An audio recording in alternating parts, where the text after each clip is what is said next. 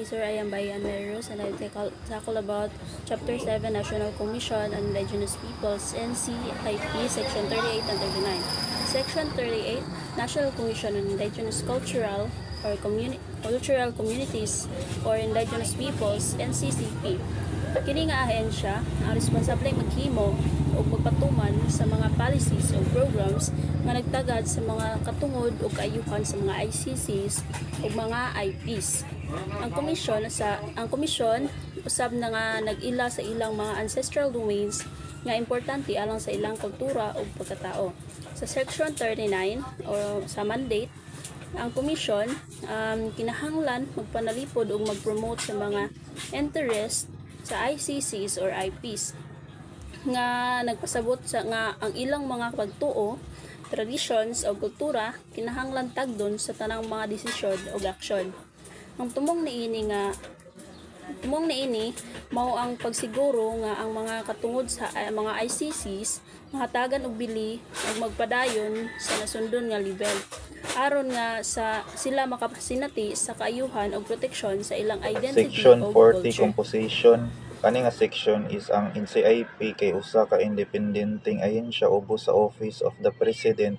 Gikumpusar ni og 7 o 7 ka commissioner nga ICCs, IP, Indigenous Cultural Communities and Indigenous People. Usa niini ang mahimong chairperson. Ang mga commissioner pilion sa presidente sa Pilipinas gikan sa listahan nga gisumiter sa mga tinuod nga ICCs, IPs. Kinahanglan nga ang mga ang 7 o 6 commissioner pilion gikan sumusunod nga dapit: Rehiyon 1 og Cordilleras, Rehiyon 2 ang Habilin sa Luzon, ang mga island group apil ang Mindoro, Palawan, Romblon, Panay ug ang Visayas, Northern ug Western Mindanao, Southern and Eastern Mindanao. Ang importante kinahanglan pod nga ang duwa sa 7 ka commissioner kay mga babayi. Section 41 Qualification, Tenure, Composition.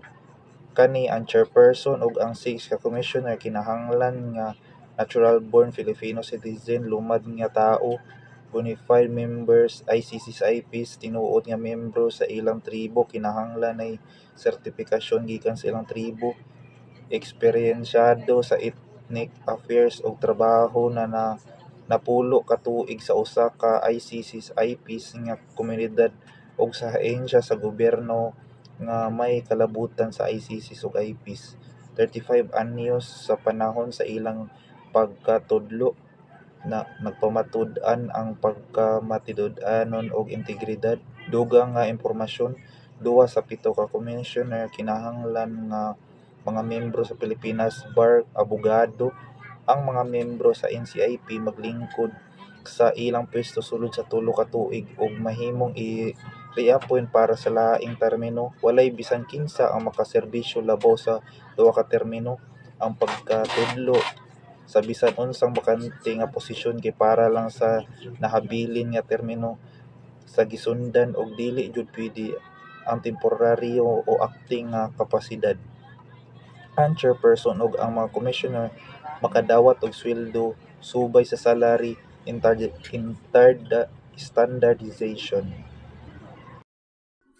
Good morning, sir. I am Kadit Nagio Samjan and my topic is section 42 and 43, and this section 42 and 43 all about talks power of a president of NCIP. So 42, the removal from office. Any member of the NCIP may remove the office by the president on his own initiative for upon recommendation by any indigenous community before the expirations of his term for cause and appear complying with the proper requirements of law. So in this section that all talk about the ang president of NCIP pwede siya maka-remove sa any member of office sa NCIP, but ga-process siya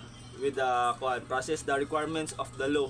If ang usa ka office officer naka sa NCIP is nakalabag sa law sa NCIP, ang president as pwede siya na i-kuha siya, pwede i-remove from NCIP. So dahil tapos dito sa 43, appointment of commissioner.